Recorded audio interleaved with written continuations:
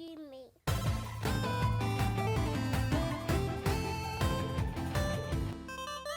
But yeah. So the next one we've got is that Sony decided to pull the rug under a couple of developers. A lot of Yeah, developers. yeah, quite a few. Obviously last week we reported on the fact that Sony is closing their PS3, 2, 1, Vita, whatever else type shit they got on there besides PlayStation 4 and PlayStation 5, and I guess VR. So they're closing all those other stores down. So apparently, the news wasn't shot out to the people who are still actually developing games for like the Vita, and they got quite a shock. So I mean, I know you've kind of felt strongly about that. Like, how did Yeah. Tell us how you feel. Yeah, like I don't know what common practice is in the industry. Or at least for Sony, right? At least for Sony, I don't know what common practice is. I thought I had heard that they used to give a little bit of a heads up, right? Like maybe like 6 months before you're going to announce it to the public, you announce it to the developers, right? And you give them a chance to make a decision. Like, hey, do we want to continue developing this game, or do we want to just stop production? I also heard that Sony kept sending out developer kits for like Vita for people and stuff. to keep making them. Yes, and had not told them they had these plans to shut down these stores. Hmm. So that's like huge. Like, I don't know, super underhanded. I don't know why Sony would do that. It just, I don't know. It made me feel like because we love Sony. Yeah, and we're all Sony fans. Like, I love Sony. I've always supported them.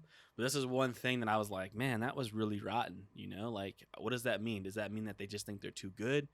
Like, they don't have to do something like that? They feel like they can just bully their developers around? How is that going to impact people wanting to do future indie developers wanting? Because Sony seems at always, on face value, seemed like they really wanted indie developers to come to their platforms.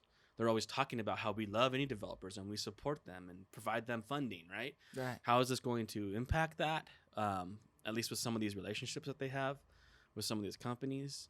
And these stores are the only way, really the only way, a lot of these developers can make any money is through these stores. Because they aren't producing like any actual physical copies. They aren't producing physical copies. Just gave us physical copies. Exactly. Like, this is the only way they make money is these stores, So, I don't know, man. It was really rotten to hear that. It's one thing, to first hear the news, they're closing stores down. We can rationalize it. We can come up with reasons. But then to hear that they didn't tell no one about it, and these developers are like, dude, I spent the last year of my life developing this game, and I don't know if I can make it out in time. And now I'm not going to make... That's terrible. I don't know. It's just really underhanded to me. Yeah. To me, it sucks hearing the news. But for me, it was Sony already announced the Vita was at the end of the life. They stopped making Vitas. That was public. So with that being said, the writing is kind of on the wall at that point. You can't just assume that all these online platforms are going to exist forever. You know what I mean? You can't just... So you're right. They should, have more cooperation just a heads up, man. With the studios. Like, hey, guys, we have this in the books. Right. Plan accordingly. They absolutely should. But at the same time, when you're developing something for a platform that they discontinued, they announced as end of life, you have to tread lightly in those scenarios, But like you're saying, yeah, you kind of playing Russian roulette, right? It sucks that it's the little guys, because obviously these big AAA titles ain't making the video games. The little guys, and the little guys are the ones that we actually should care about the most. So it really sucks. But at the same time, you just got to be careful for making games for dead things that the company already said end of life. We're not making this anymore. So that's my take from it. Yeah, I kind of see it like how both of you guys are kind of filling it out about the situation. Like, yeah, it kind of sucks that they be canceling something and there's people that's still actually working on it. Yeah, it's just kind of like, damn, if you... My only thing is because they sent dev kits out, right? Like, that's that would definitely be like a misdirection. It's like, okay, I got a dev kit for this that you just sent me last year, and now you telling me this year you're shutting shit down? Like, how I'm supposed to make money, and obviously you'd have to, pivot and, and maybe upgrade it to be able to play for, the PS4 or something like that. whatever. But I'm also kind of seeing it a different way. I kind of feel like this news is just news that, like, oh, yeah, there's dev kits that's been getting sent out for people to keep making PS Vita games. And yes, this news got brought out that, hey, Sony never mentioned anything about shutting down the stores and stuff like that. So it's like, oh, what do we do? But at the same time, we did hear news about there being patents for an emulator that would be able to play like some of these games. So if that emulator is still able to be like some type of a store that's able to provide people for PS5 games that are on PS3, 2, 1, whatever, then you still can create your PS Vita game, or you still have a possibility of creating your PS Vita game, finishing it, and then getting it into that emulator. So what you store. think there's going to be an emulator store? I think there's going to be some type of that Sony will let all their little consoles access. Right. I mean, it seems well, kind of that'd be great news. It's like, okay, so Xbox, right? They're letting you play like Xbox 360 games and stuff like that. Original Xbox games. Yeah, like way old Xbox games on their console through Game Pass. Nintendo is giving you, Nintendo games, freaking, Super Nintendo games and stuff like that from their online market. Why hasn't PlayStation? The only thing I'll say to that is Nintendo, their console is both docked and undocked. Mm-hmm.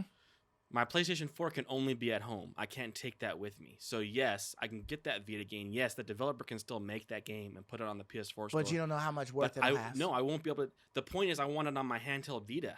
Right. The point is I want to take it with me to work. The point is I want to take it with me on a trip. Mm-hmm. That's the beauty of the Vita. You can't do that any longer. But just think about it. Like, since we're speculating here, mm-hmm. there'll probably be a phone app for emulation. You know what I mean? Because they're all emulation.